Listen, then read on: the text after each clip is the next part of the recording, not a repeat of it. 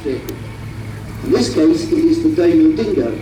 It's a four-wheel drive, small armoured vehicle, two personnel, driver and gunner commander, and it will be looking to see where the enemy has got to.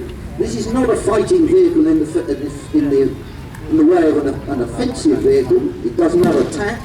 It is there to spot the enemy, and once spotted, to immediately radio back to headquarters as to what's happening, and then to withdraw as quickly as possible. And you'll see, as demonstrated now, the vehicle has obviously come under fire from the Germans. You see the German infantry on the far side. They've opened up on the Dingo, and it's now pulling back. The Dingo can actually travel as fast backwards as it can forwards, as being demonstrated here. They're rapidly getting out of the way. They have now got an idea of where the Germans are, and they will be calling up support to attack the German positions. They're also coming apart from the damaged buildings. So there's clearly another section of German infantry. And now having pulled back, the Germans are mounting a counter-attack. This is very common. The Germans are extremely good at counter-attacking. They pull back, they suck the Allies into an ambush, they open fire on the Allies, first with an Allied troops and tanks, and then they counter-attack. So this is typical of the type of tactics that are being used at the time. So we now have the Germans they're very far on the British, and moving to your right is a British infantry section comprising German cannon and a light truck. Well, these chaps will be moving forward to advance on the Germans. However, they have now been fired on and are coming under heavy attack from the German assault tanks, which, however, very nicely positioned, a British 17-pounder anti-tank gun. They have been put up in support of the infantry, and all being well, we'll be able to open up in the German tanks. We're now pulling back, having spotted the German tank gun.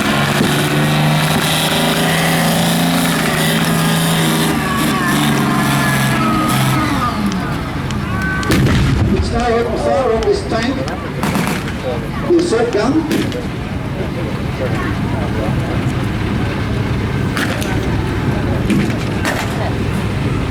And it's been hit. It's definitely been hit.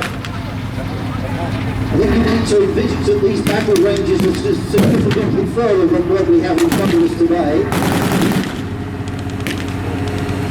The shotgun's been hit, they're clearly evacuating. 17-pounder anti-tank gun was the best Allied anti-tank gun during the war. It was extremely effective against German armour. Has opened fire again. The crew are evacuating the vehicle. First thing they do is get behind it, use the armour as cover, in case they come under fire from the Allied infantry. Further to your left is a section of German infantry who've got out and go around the personnel carrier and are now coming in forward in support of the three assault tanks. And if I could see it, I could put it to a bit more about what's going on. Otherwise, you've got a bit of a smoke screen here. Right, okay. I'm now doing the smoke screen and the Glen carrier is moving forward and is providing heavy support in terms of the Glen machine gun. The section of infantry, British infantry are moving to the right. In an effort to outflank the German infantry.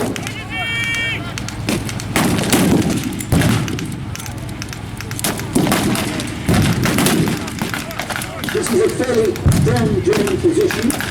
They're occupying both the damaged buildings, but they're also coming along the right flank.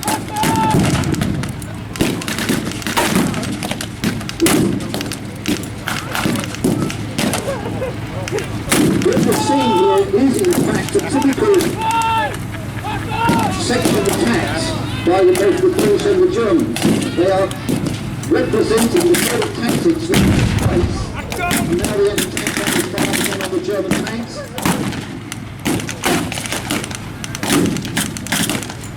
The idea is to try and outflank your enemy and come in behind them.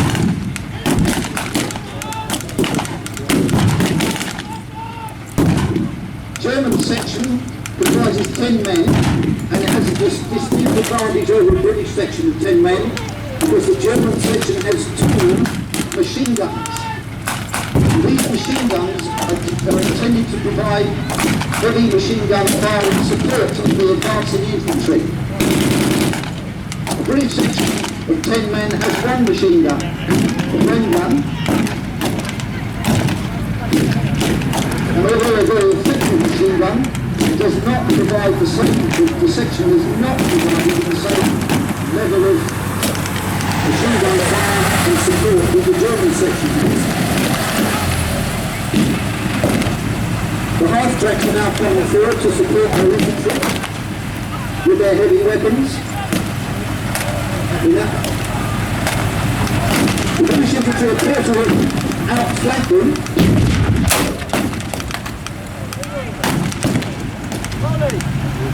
37mm gun on this half-track near me was opened fire, and there's a counter battery coming from the 17-pounder.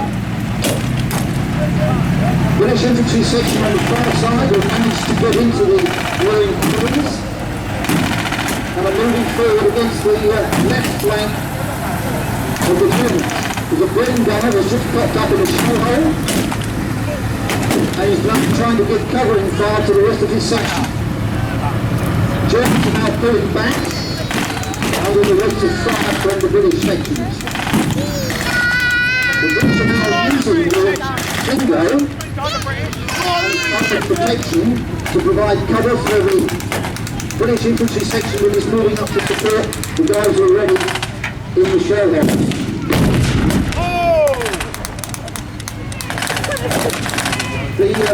One of the half-tracks has been hit by the anti-tank gun, smoking badly.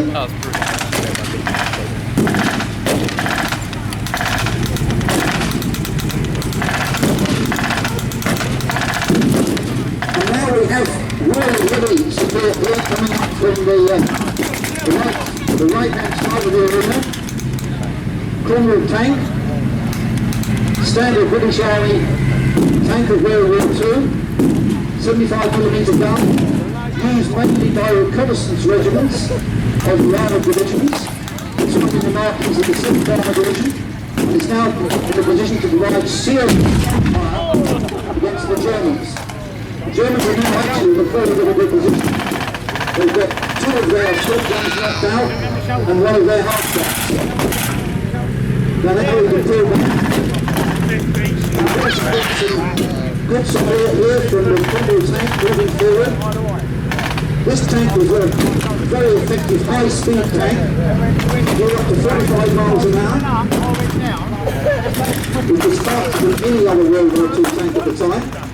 We've now got the infantry officer liaising with the tank, giving him instructions as to where he wants him to go. And then it's tank and infantry combination with first infantry. The tank is where we wanted them to go.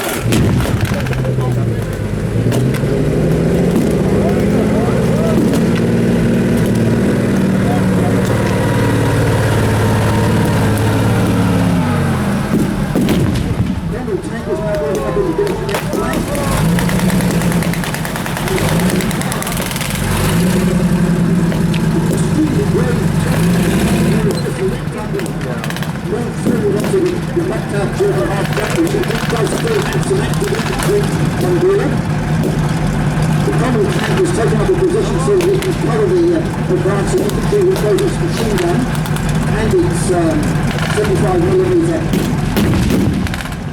main armaments. They could fire both high explosive and anti-tank shells. Germans are now doing that very quickly.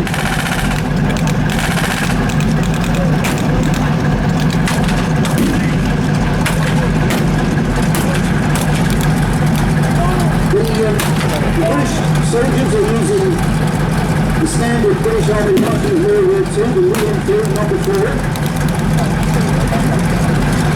It has a 10-round magazine.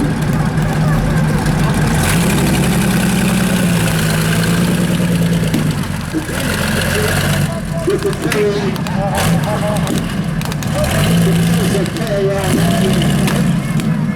which only had a 5-round magazine, which meant that they had to reload it far more frequently than the British had to reload theirs. And this was quite a disadvantage in a tactical situation like this. However, the German infantry sections with their heavy machine guns managed to, from a tactical point of view, bring in a lot of suppressive machine gun fire on the British to the slow-moving, now we see the British infantry advancing, firing on the withdrawing German troops.